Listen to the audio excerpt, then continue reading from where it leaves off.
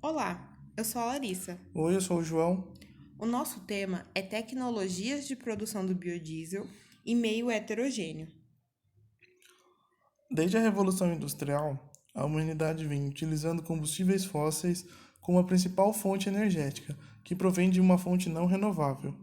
Ao longo dos anos, com o aumento da demanda e o grande crescimento da indústria, houve também um grande aumento no consumo dos combustíveis. Diante desse cenário, a busca por uma fonte de energia renovável vem crescendo. Sustentabilidade é considerada a palavra do século XXI até o momento, e frequentemente ela está associada ao termo desenvolvimento.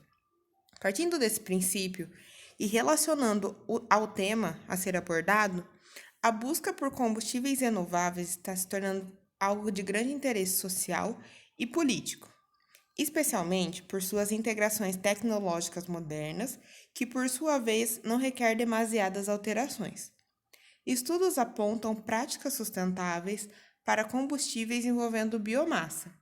A utilização de matérias-primas apropriadas podem reduzir o impacto ambiental e garantir o desenvolvimento em um novo grupo socioeconômico. Um dos produtos encontrados para contribuir com a prática sustentável são os biocombustíveis, que, por definição, é o combustível proveniente de biomassa renovável, podendo substituir parcial ou totalmente os combustíveis derivados do petróleo e do gás natural em motores a combustão. Isso, segundo a ANP, a Agência Nacional do Petróleo, Gás Natural e Biocombustíveis. Os principais biocombustíveis líquidos utilizados no Brasil são o etanol e o biodiesel. Agora a gente tem aqui algumas vantagens e desvantagens em relação ao biocombustível e o combustível fóssil.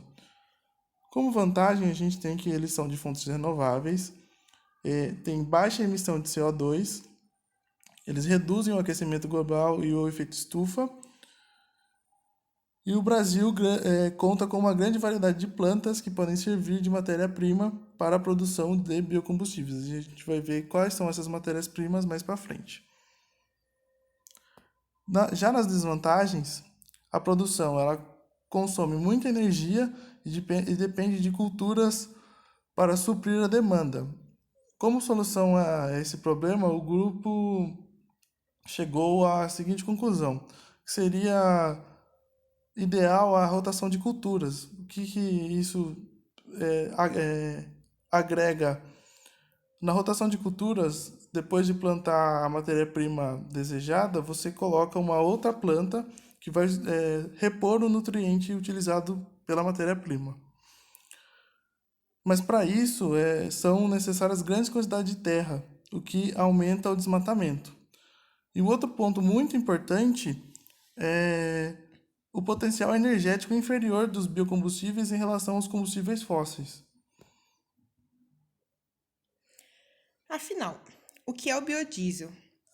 O biodiesel ele é um biocombustível líquido e, como mencionado inicialmente, todo biocombustível é uma fonte de energia renovável, substituindo a utilização então de combustíveis fósseis. Ele é obtido por biomassa, que seria a matéria orgânica de origem animal ou vegetal que passa pelo processo químico denominado transesterificação. Esse processo químico consiste numa reação química entre um álcool e um éster, que resulta em um novo álcool e um novo éster. Na transesterificação do biodiesel, os triglicerídeos dos óleos e gordura animal reagem com o álcool primário ou secundário, ou seja, metanol ou etanol, gerando dois produtos, o éster e a glicerina. Atualmente no Brasil, a matéria-prima mais utilizada na produção do biodiesel é o óleo de soja, graças à disponibilidade deste grão, que é cultivado em ampla escala no país, suprindo dois mercados em potenciais, o alimentício e o combustível. Aqui a gente tem uma figura que mostra o crescimento da produção de biodiesel em milhões por metros cúbicos ao longo dos anos. Temos também que outros produtos também são utilizados na fabricação do biodiesel, como óleo de soja, gordura bovina, óleo de algodão, óleo de fritura, gordura de porco, gordura de frango e o óleo de palma, também conhecido como dendê. Já num aspecto nacional, Foi criada em 2003 a Comissão Executiva Interministerial do Biodiesel, CEIB, e do Grupo Gestor GG pelo governo federal. Em 2004, o governo federal lançou o Programa Nacional de Produção e Uso do Biodiesel, PNPB, com o intuito inicial de introduzir o biodiesel na matriz energética brasileira. A mistura ao diesel fóssil teve início em 2004 em caráter experimental e a obrigatoriedade foi efetivada no artigo 2º da Lei nº 11.097 de 2005. Em janeiro de 2008, entrou em vigor a mistura legalmente obrigatória de 2% B2 em todo o país, com o avanço do mercado brasileiro. Esse percentual aumentou. Agora a gente tem aqui o percentual no decorrer dos anos. A gente pode observar como ele foi aumentando. Então, a gente tem lá os 2%, como é citado no slide anterior, até 15%, isso em 2019, no final de 2019. Em março de 2020, foi estabelecido o padrão de 19% de biocombustível, de biodiesel no óleo diesel proveniente do petróleo. Agora a gente tem uma tabela que compara o biodiesel e o diesel. E a gente pode reparar que em muitos aspectos eles são bem parecidos, como por exemplo, a densidade dos dois é muito próxima, 0,85. O ponto de ebulição deles é muito próximo, em torno de 180, 190 graus. A gente tem a viscosidade também é bem parecida, entre outros aspectos que são bem próximos. Agora a gente vai falar um pouco das propriedades físico-químicas do biodiesel, além das mencionadas anteriormente. O biodiesel ele é um líquido límpido e transparente. Contém uma coloração verde amarelado ou até o castanho claro. Praticamente insolúvel em água e solventes polares. Ele possui um odor semelhante ao dos óleos utilizados na sua fabricação. Não é tóxico e nem corrosivo, porém não é recomendado que seja ingerido e nem inalado. Aqui tem a glicerina livre, que contém de 0,01 a 0,02%, teor de enxofre de 0,003% e a viscosidade. Agora já partindo para a parte da produção do biodiesel. Então, o biodiesel ele é obtido através do óleo bruto. E esse óleo bruto ele é obtido através do processo de prensagem. Então, numa primeira etapa é realizado o tratamento do óleo depois da prensagem, onde são removidas as impurezas e tenta-se eliminar o máximo de água possível para que seja evitado o processo de hidrólise. E também é removido todo o glicerol. Na segunda etapa, é realizada a determinação e o tratamento dos ácidos graxos livres. Isso é muito importante, pois evita a saponificação. Os ácidos encontrados são esterificados e os glicerídeos são removidos através da neutralização. Na terceira etapa é onde ocorre a reação de transesterificação, onde o óleo padronizado é adicionado lentamente ao metanol ou etanol em excesso até dissolver, geralmente na proporção 1:3, mas podendo variar. O álcool da reação está em excesso para aumentar o rendimento de ésteres, e esse processo é realizado em um tanque de mistura, e a reação de transesterificação acontece na presença de um catalisador, que pode ser homogêneo ou heterogêneo, e usualmente utiliza-se a soda cáustica 0,5% em relação ao peso do óleo. No caso da produção em meio heterogêneo, os catalisadores são sólidos, e alguns exemplos são zeólitas, óxidos, fosfatos, argilas, carbonatos, entre outros. Em geral, a ação catalítica desses materiais se deve a sítios ácidos de Bronsted-Lowry e ou a sítios ácidos ou básicos de Lewis. Aqui a gente tem um exemplo de transesterificação do biodiesel.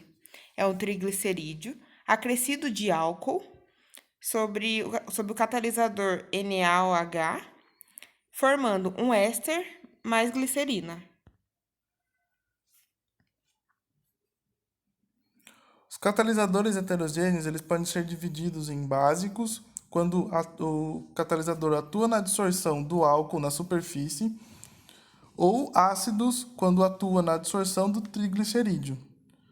Os catalisadores heterogêneos eles têm uma parte ativa e um suporte que permite sua remoção após o processo. Como exemplo, a gente tem o KOH-Al2O3, onde o KOH é a parte ativa e o Al2O3 é o suporte. O KOH também, pessoal, ele é utilizado no processo com catalisador homogêneo. Ainda sobre a catálise heterogênea, a gente pensa então quais as vantagens. Ela reduz ou até anula a toxicidade, reduz a corrosão dos reatores, evita a formação de sabão, ocorre o reuso do catalisador, filtração e ativação, gera um biodiesel mais puro, porque dispensa excessivas quantidades de lavagem, e a glicerina é mais pura e o processo é mais limpo, reduzindo a geração de efluentes. Aqui a gente tem o exemplo da catálise heterogênea básica de Lewis, onde ocorre a interação no sítio básico de Lewis, uma molécula do álcool favorece o ataque nucleofílico do oxigênio do álcool ao carbono da carbonila do éster reagente, com a consequente formação de um intermediário tetraédrico, que vai dar origem a outra molécula de éster e um íon alcóxido. O alcóxido remove um próton da superfície do catalisador com a formação de outra molécula do álcool, regenerando assim o sítio básico para um novo ciclo catalítico. Outro exemplo é a catálise heterogênea ácida, onde a carbonila dos ácidos graxos são absorvidas na superfície do catalisador devido à interação ácido-base entre par de elétrons do oxigênio carbonílico e o metal presente na estrutura do catalisador. Isso aumenta a densidade de carga positiva no carbono carbonílico, potencializando o ataque nucleofílico do álcool utilizado como agente de esterificação e ou transesterificação. Agora, continuando a produção, depois de explicar os catalisadores heterogêneos, a gente tem uma quarta etapa, onde a mistura vai para um tanque de decantação. Esse processo ele se deve ao fato de que a glicerina possui uma densidade maior que o biodiesel. Dessa maneira, os dois são separados. Na quinta e última etapa, o biodiesel obtido passa por um processo de lavagem para garantir total remoção de impurezas, mas principalmente a remoção da glicerina. O processo de lavagem é repetido até se obter o biodiesel desejado. Então, o que a gente pode notar dessa produção? O que depende para a gente poder produzir o biodiesel? A produção ela depende de diversos fatores para determinar a qualidade do produto final, principalmente a eficiência do processo.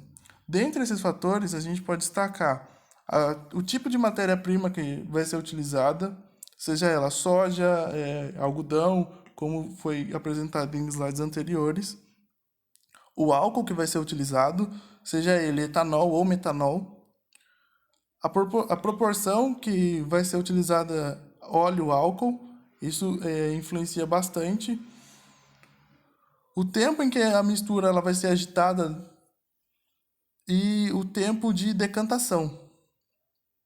Levando em consideração também um outro fator muito importante, é o catalisador que vai ser utilizado.